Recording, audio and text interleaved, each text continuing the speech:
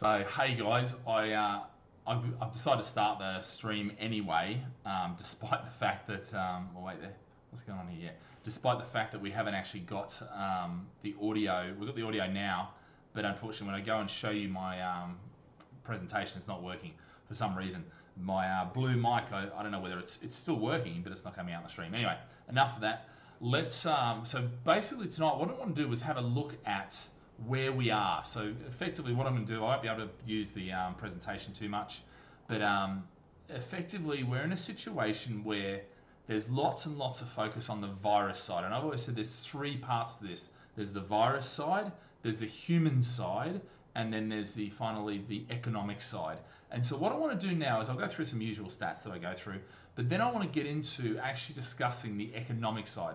Put the virus aside, put the human side, and let's be clinical about the economics and just see where we are. And I've said 28 days later, what's likely to happen, once we're through the lockdown is what I'm talking about. Do we have, what type of recovery and over what period, all right? Now, I suggest if you're one of these people that's easily stressed and easily worried, then I suggest you hang up now and go find, go to reruns of, I don't know, the Kyle Jeremy show or something like that, or I don't even know what the equivalent is in the US or Australia or whatever. But look, guys, bottom line is it's one of these things where, there's a lot of things going on right now. Now, look, I talked about, the countdown for 30 days. We're at 22 days, which is, I'm talking about the effectively the virus side. And then we've got 82 days, which is effectively the human side and the, getting things back together. And then there's effectively the economic after that, which I've said, look, 2020 is cancelled. And I think most things are going to be postponed, cancelled, that sort of stuff. That's the reality of the situation. Look, we're at 422,000 people. That's a rise of 40,000 overnight, in one day. So that's massive. You've got the US, which I'm not even going to get into the US too much, but basically more than 10,000. I think it was near 11,000. It was 11,000 figures. 10,000 yesterday, 11,000 today. They're still denying it. I mean, Trump just said he's going to open for Easter. I mean, the guy is just deluded. He is so focused on the stock market and his wealthy, people that he's not even worried about the human. I mean, there is no humanity in the US leadership right now, unfortunately. And that's just a reality situation. I don't care what politics you play. The way that they're treating you is appalling. Absolutely appalling. Look, bottom line is, it's really now starting to hit hard, and that's the US and the EU are really starting to get rammed. Asia and a lot of the countries that have had it, I wouldn't say it's a second wave, because what it is, it's people returning from Europe and the US coming back to Asia, and they're getting a lot of new cases. So, in Singapore, I think there was 44 cases out of 57 were imported cases.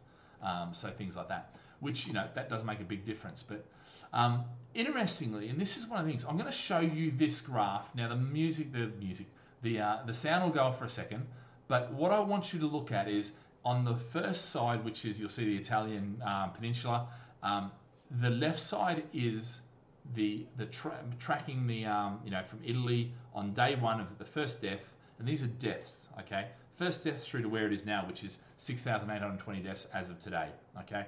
Then the middle one is the UK, the deaths. Now they're looking at them. They are, and it's interesting because Italy kept going up.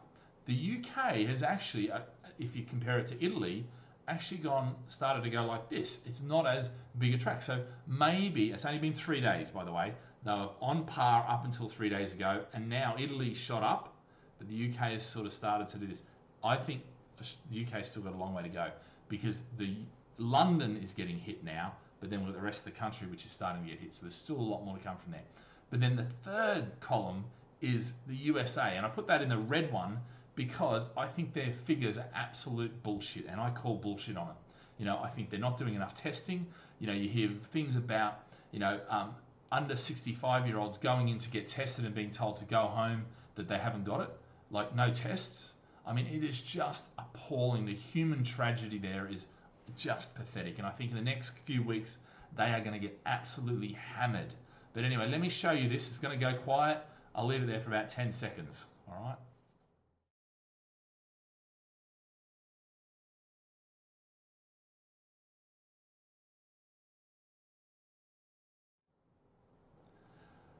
So yeah, so that's that graph that I wanted to show you. But it's amazing. America looks like it's performing really well according to the number of deaths.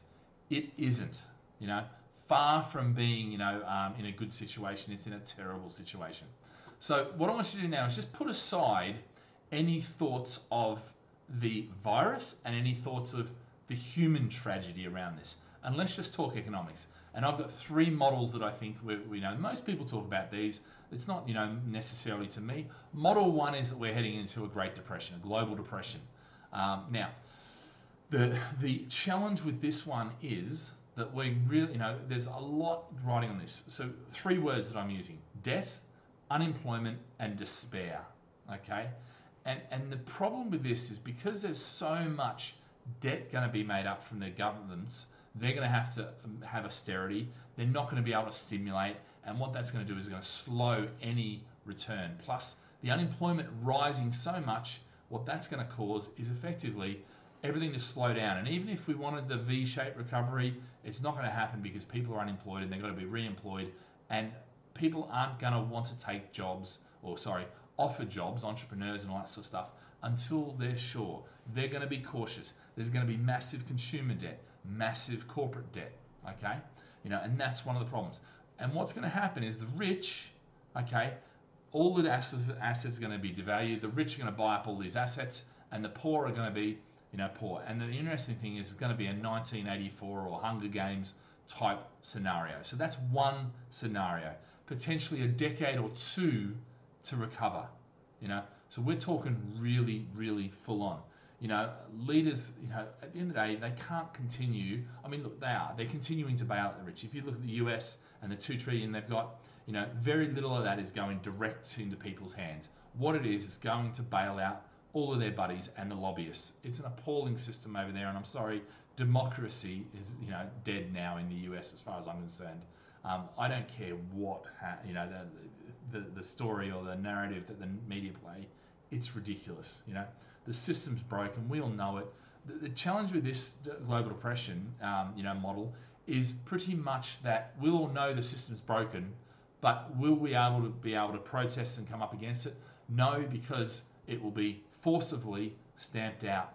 And this is where we're really getting into this 1984 scenario. If you want to see it happening, look at it in America. You can say it's happening in China or happened in China, and certainly that's where we're going, and it's unfortunate, but the big countries like that is how they're controlling their population. It may sound really, really bad, but global depression is one of the models that we're looking at. The next model is a U-shaped recovery. All right. For me, the global depression, I'm not 100% into that. I think there's enough stuff going on, and I think the global economy is robust enough. Not all countries, because it'll be of various states. The U-shaped recovery, two words: debt and unemployment. Okay, and this is where what's going to happen is potentially the world will be bogged down with debt for 5 or 10 years. The unemployment rate remains high. People won't hire more people, but it won't be so bad. The economy, it has to start to recover, and then when it recovers, then people will employ people, and then when they employ people, then the economy gets back on its feet. But we've got this debt load that we need to pay back, and that's one of the issues.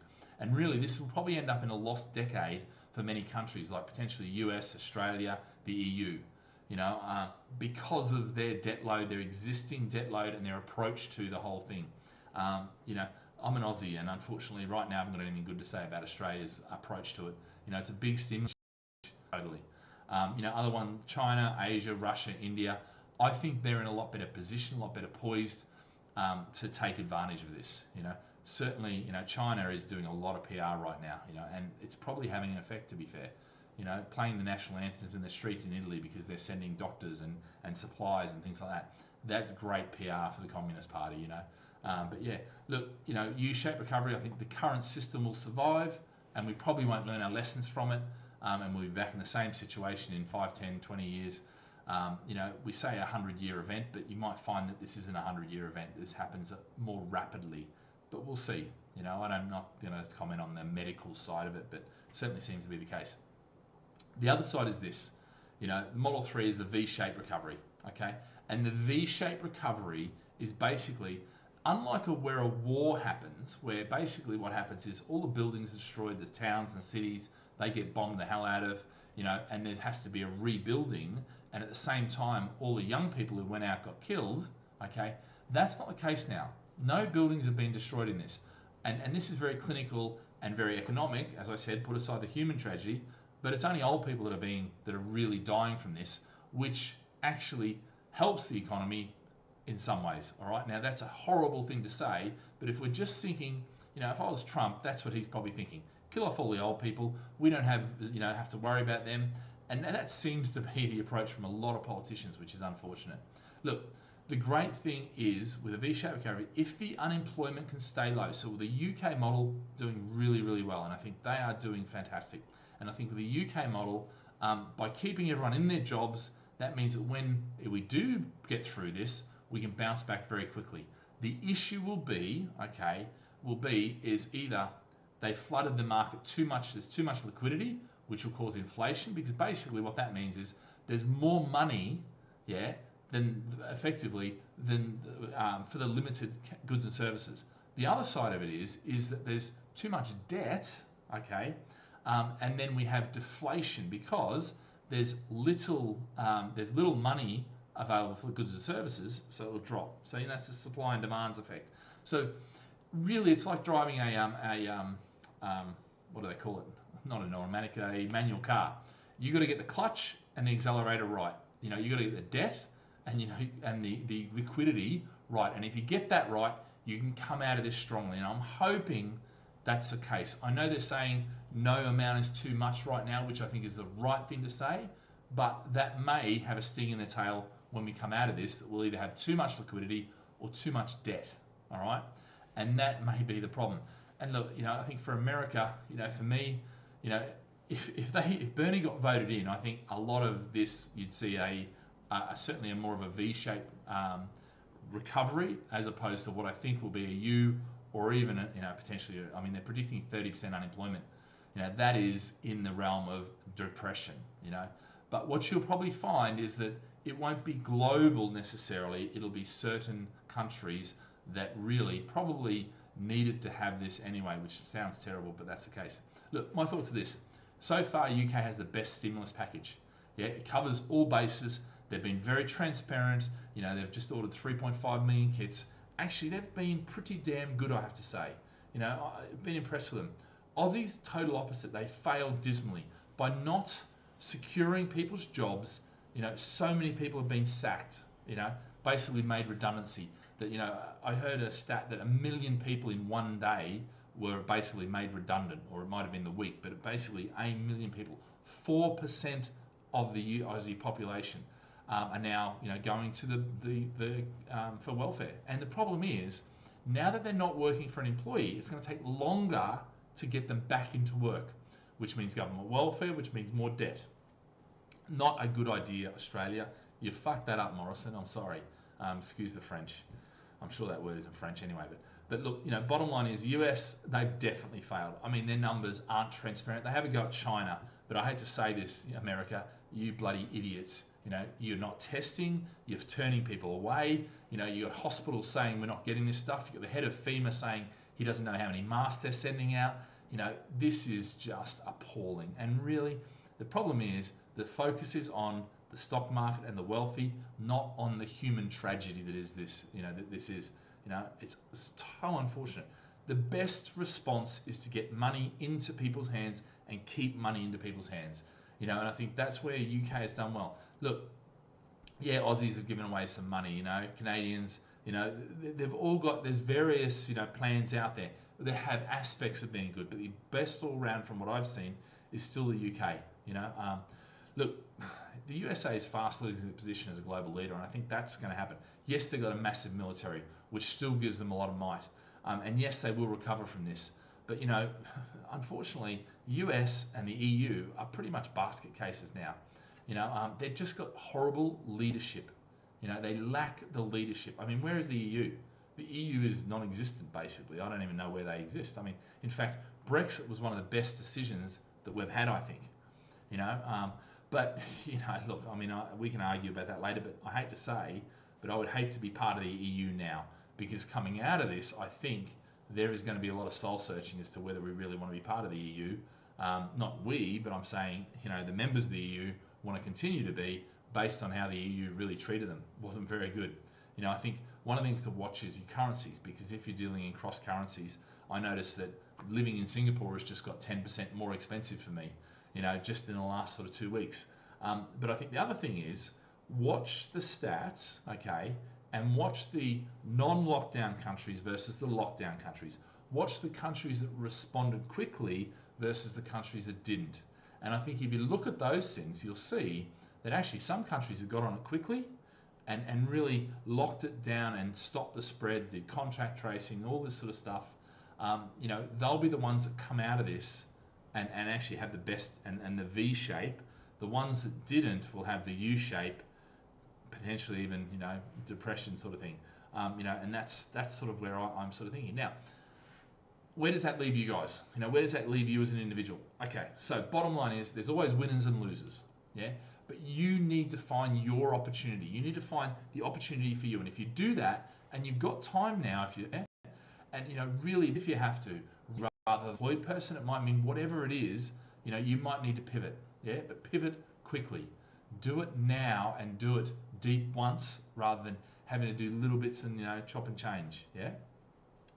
Be the speedboat, not the cruise ship, yeah? Speedboat, agile, can move around, and that's what you want in this marketplace, all right? Don't rely on the governments. Yeah, if they've got handouts, fantastic, great, use whatever you can, but the reality is don't rely on them. Take responsibility yourself and get on top of that. And I think really, if you're an employer, keep your staff happy as you can. If you're a worker, an employee, then keep your boss as happy as you can. Because when the bounce back comes, you want to be the one standing there, still standing, okay? And that's important. And it will happen. There will be a rebound. We will come out of this, And I think the other thing, and I've been saying this a lot, review your relationships with your work, with your career, with your health, with your finances, all that sort of stuff. Starting next week, I'm doing a personal finance live. Dailies, Monday, Tuesday, Wednesday, Thursday.